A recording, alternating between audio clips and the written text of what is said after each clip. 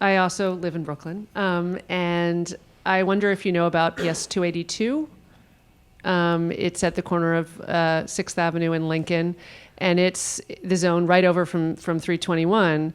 And we're zoned for it. And I always said I would go there. My kids did not end up going there. They went to Brooklyn New School, which is like 261 in its kind of curation. Right, so what happened?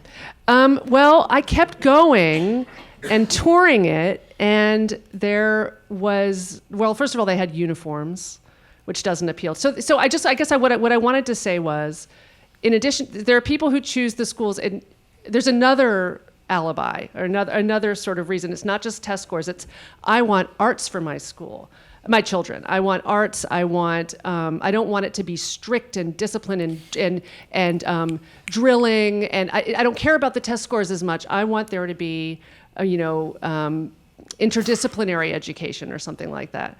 So I just wanted to sort of. Or you don't want them to have uniforms. Or I don't want them to have uniform. But I mean, it was all kind of a package. Right, but I think.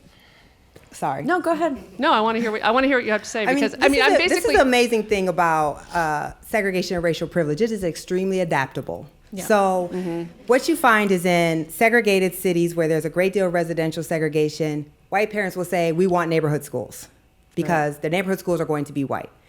In a city like New York, where you have areas that are gentrifying or schools that may be black schools in white neighborhoods, suddenly we want district-wide choice. I want to be able to send my child anywhere in the district, and I will put my child on a train for an hour to get a good school. Right.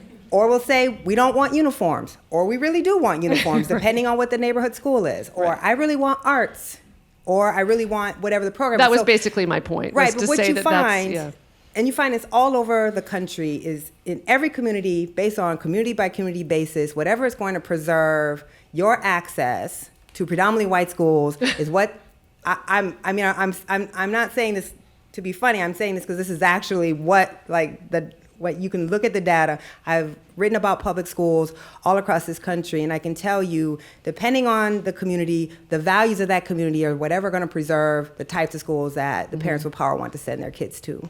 And we all can do it in very race-neutral language, which is how we do it. Neighborhood schools is race-neutral. Choice, which has never benefited poor Black and Latino parents, is race-neutral. But the thing that is the most telling is you look in any community, no matter how they order their schools, and the inequalities are exactly the same. Right.